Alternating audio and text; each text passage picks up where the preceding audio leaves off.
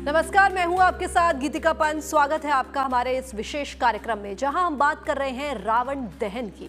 विजयदशमी के बाद श्री रावण दहन की चर्चा इसलिए भी है क्योंकि कई जगह पर रावण का पुतला जल नहीं पाया। कहीं बारिश वजह बनी तो कहीं तकनीकी खामी। दिल्ली के एक इलाके में भी लाख जतन के बावजूद रावण दहन नहीं हो सका। पर क्या बुराई के प्रतीक रावण का नहीं जलना कोई अपशकुन है?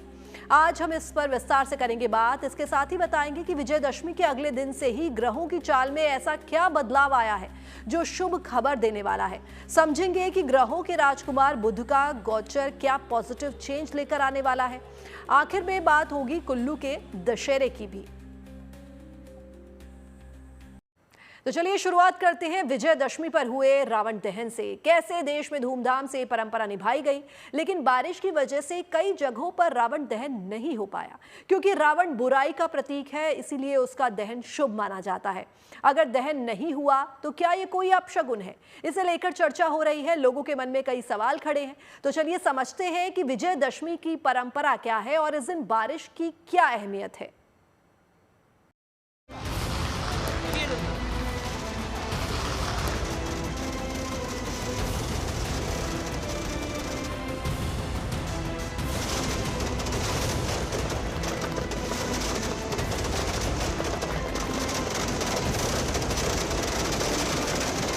दशानन का दहन हुआ और आग की लपटों में अहंकार का प्रतीक जलकर राख हो गया। हर साल विजयदशमी पर उत्सव की परंपरा इसी तरह निभाई गई। रावण संग मेघनाद और कुंभकर्ण के पुतले में आग लगाई गई।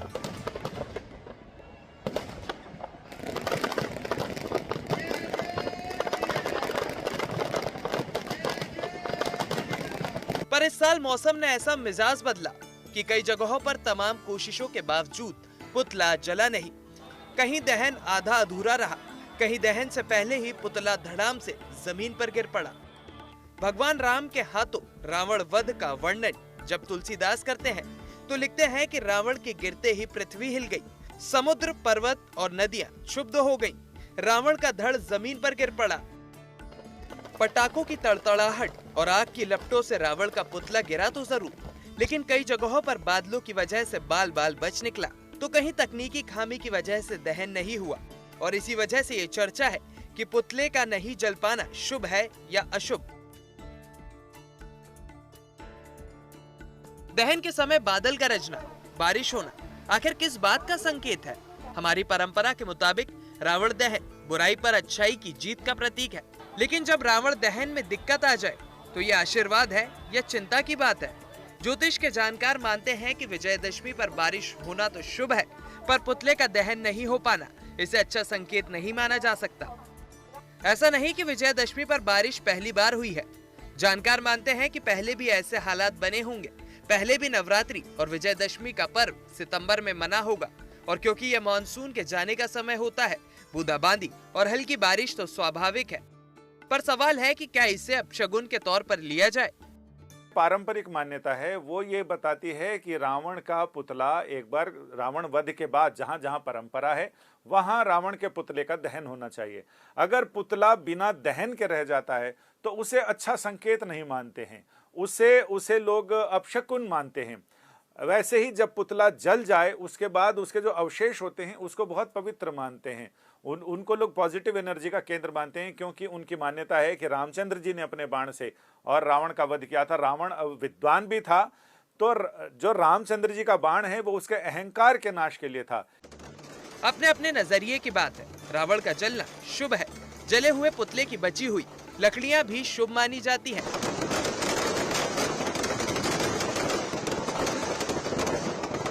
मान्यता है कि भगवान राम के धनुष से मारे जाने के बाद रावण पवित्र हो जाता है, इसलिए पुतले की जली हुई लकड़ियों को अच्छा माना जाता है। कुछ लोग लकड़ियों को तिजोरी में रखते हैं, मानते हैं कि लकड़ी तंगी से मुक्ति देती है।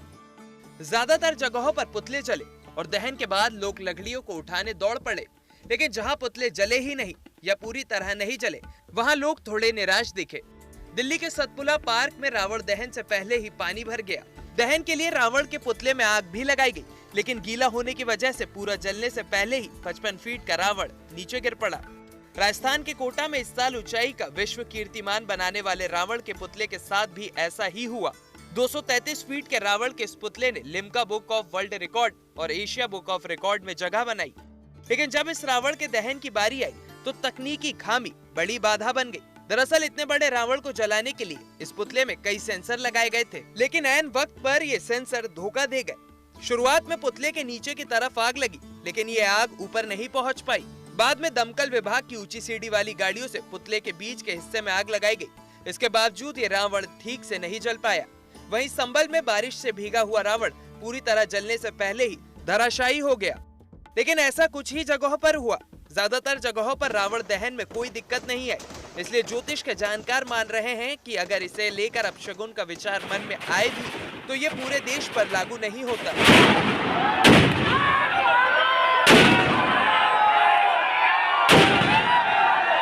दशहरे के पर्व पर बूंदाबांदी होना एक शुभ संकेत है, क्योंकि हमारा शरीर पंच तत्वों से मिला बना है और पंच तत्वों में विलीन हो जाएगा। इन पंच तत्वों में जो सबसे ज्यादा पावरफुल तत्व है वो अग्नि तत्व है, इसलिए अग्नि से दहन किया जाता है। मैं ये मानती हूँ कि जो पूरा पुतला नहीं जल पाया ये अशुभता का प्रतीक तो बिल्कुल है, क्योंकि पूरा पुतला नहीं जल पाया है, जहां पर हम धर्म की जीत के लिए, सत्य की जीत के लिए एक प्रतीकात्मक रूप में इस पुतले को जलाते हैं। जानकार मानते हैं कि विजयदशमी पर बारिश होना अपने आप में शुभ संकेत है, क्योंकि जल शांति और पवित्रता का प्रतीक है। ये देवताओं की प्रसन्नता का भी संकेत है। माना जाता है कि प्रकृति भगवान राम की विजय का स्वागत कर रही है, लेकिन बारिश कब हो रही है और कितनी हो रही है, ज्योतिष के जानकार इसका भी विचार करते हैं। रावण दहन को लेकर जानकारों की अलग अलग राय है। कुछ मानते हैं कि इसका जिक्र हमारे धर्म ग्रंथों में नहीं है, इसलिए इसे धार्मिक नहीं बल्कि परंपरा का हिस्सा मानना चाहिए। इस लिहाज से शुभ और अशुभ की चर्चा भी ज्यादा महत्व नहीं रखती। ज्योतिष के हिसाब से विजयदशमी का दिन शुभ था और ग्रहों की दिशा भी अच्छी है, इसलिए दशहरा के बाद अच्छे दिनों की उम्मीद की जानी चाहिए। Bureau report, good news today. मान्यता है कि विजयदशमी से अच्छे दिनों की शुरुआत होती है। ज्योतिष के नजरिए से भी देखें तो ग्रहों की बदली हुई चाल कुछ ऐसा ही संकेत दे रही है। असल में विजयदशमी के अगले ही दिन यानी शुक्रवार को बुध ग्रह ने अपनी जगह बदली है और तुला राशि में प्रवेश किया है।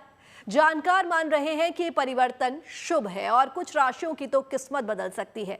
जानकर इस समय को नए अवसर, तरक्की और सकारात्मक बदलाव का समय क्यों मान रहे हैं, समझते हैं इस रिपोर्ट में।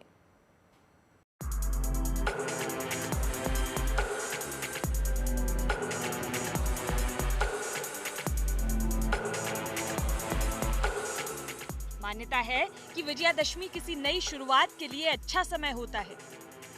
इसके बाद पर्व त्योहार के दिन आते हैं, इसलिए भी इसे शुभ माना जाता है। दिलचस्प बात यह है कि विजयादशमी से ही ग्रहों की दशा दिशा में भी बड़ा बदलाव आया है, जिसे जानकार अच्छा मान रहे हैं।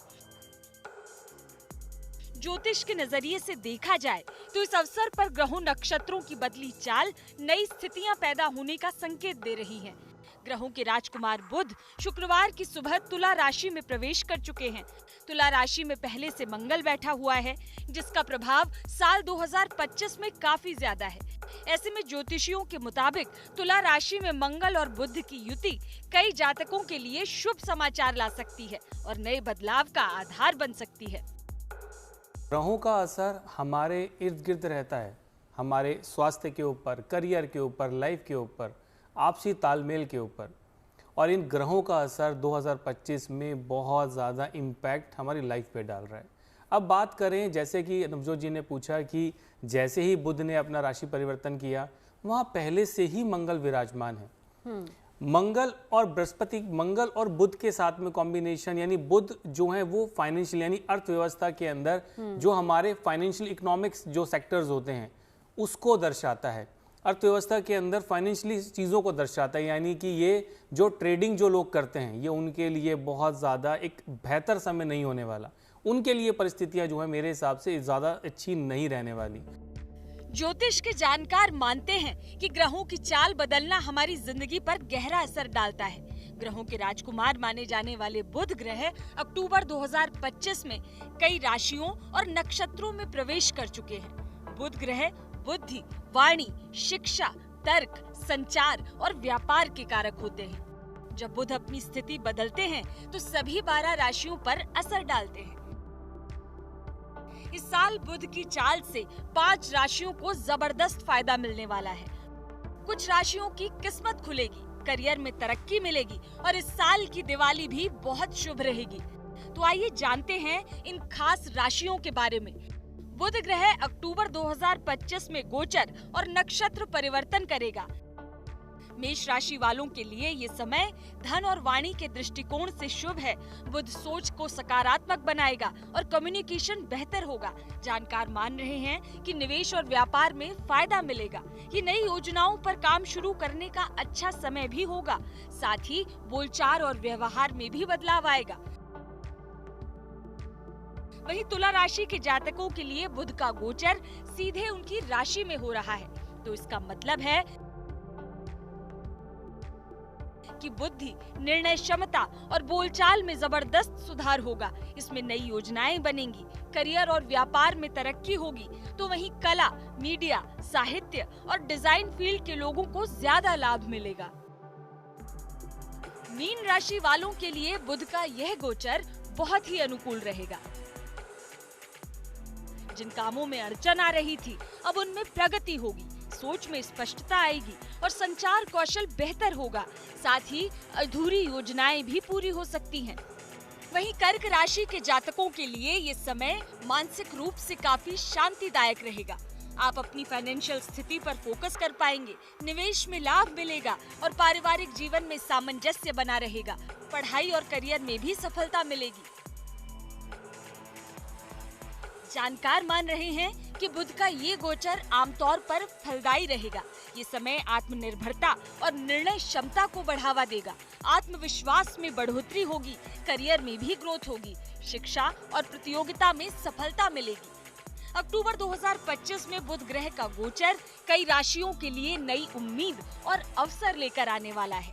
Bureau report, good news today. और अब बात कुल्लू के अंतर्राष्ट्रीय दशहरे की। भगवान रघुनाथ की रथ यात्रा से शुरू हुआ ये उत्सव 8 अक्टूबर तक मनाया जाएगा। कुल्लू दशहरा उत्सव की खासियत ये है कि यहाँ रावण दहन नहीं होता, बल्कि इस उत्सव में देवताओं का भव्य मिलन होता है। अपनी अनोखी परंपरा और आध्यात्मिकता के लिए कुल्लू दशहरा न सिर्फ देश बल्कि पूरी दुनिया में विख्यात है। देखिए हमारी ये स्पेशल रिपोर्ट।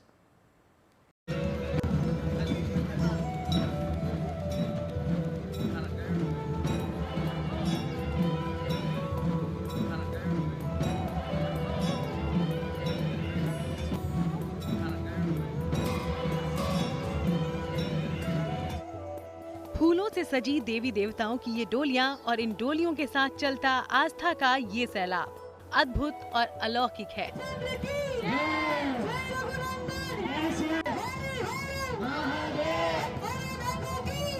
आस्था और भक्ति के रंग से सराबोर ये तस्वीरें देवभूमि हिमाचल प्रदेश के कुल्लू से आई हैं, जहां हर साल की तरह इस साल भी विजयदशमी के दिन अंतर्राष्ट्रीय दशहरा उत्सव की शुरुआत हो चुकी है। 7 दिनों के इस दशहरा उत्सव के पहले दिन परंपरा के मुताबिक सबसे पहले देवी देवताओं की पूजा अर्चना हुई और फिर देवताओं का भगवान रघुनाथ से मिलन हुआ।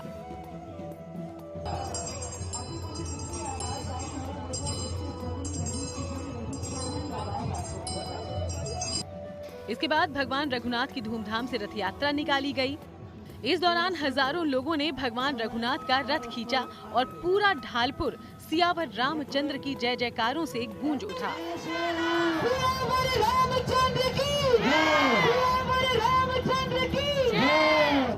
कुल्लू का ये दशहरा उत्सव देश में होने वाली विजयदशमी उत्सव से बिल्कुल अलग है, क्योंकि यहाँ पर ये पर्व रावण दहन से नहीं बल्कि देवताओं के महामिलन के लिए पहचाना जाता है। यही कारण है कि कुल्लू का ये दशहरा उत्सव न सिर्फ देश में बल्कि पूरी दुनिया में अपनी अनोखी परंपरा और आध्यात्मिकता के लिए प्रसिद्ध है। यहाँ देव समागम होता है और रघुनाथ जी की अध्यक्षता में सब मिलते हैं और दशहरे में आते हैं और सारे देवी देवता जो कोई 200 किलोमीटर कोई 50-100 किलोमीटर से पैदल चलकर आते हैं और ये देव समागम है। इसमें आप देखेंगे यहाँ रावण का पुतला तो नहीं जलता किंतु लंका जलती है और देवी देवताओं को जैसे रामायण में कहा गया है कि भाई विभिन्न रथ अपने उसमें उसमें भाग लिया था जब रावण लंका पर चढ़ाई की गई थी, तो देवी देवता रघुनाथ जी के रथ में बैठ के सारों तरफ रघुनाथ जी रथ में चलते हैं और सारे देवता अपने रथों में चल के लंका पर विजय करने का प्रयास करते हैं। भगवान रघुनाथ के सम्मान में मनाया जाने वाला ये कुल्लू दशहरा 365 साल का हो गया है। बताया जाता है कि इस दशहरा उत्सव की शुरुआत कुल्लू के राजा जगत सिंह ने की थी, क्योंकि राजा जगत सिंह पर ब्रह्म हत्या का श्राप लगा था।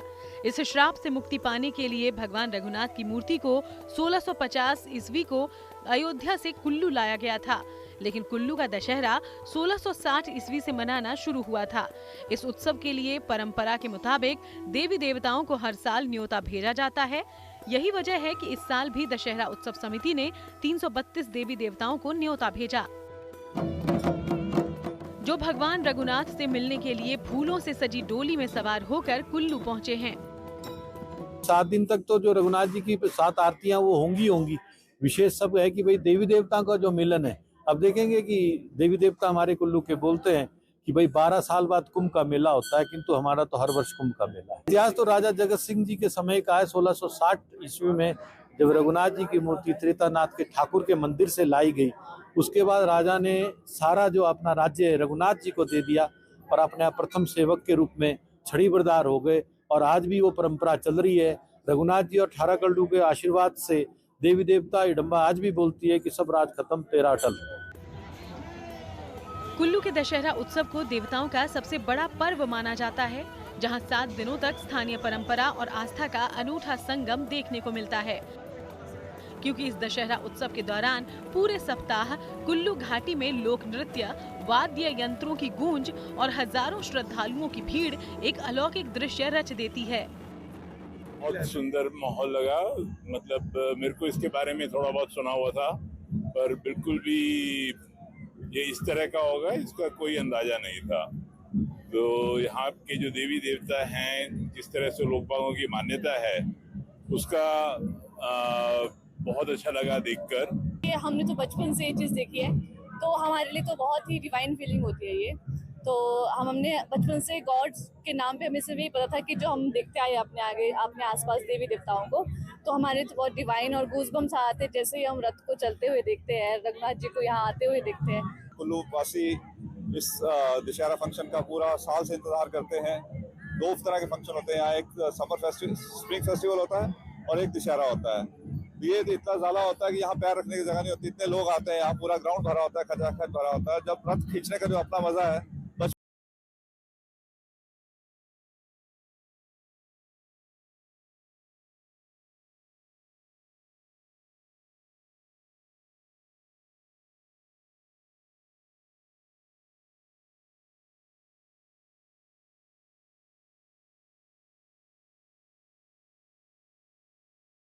Arora, good news today.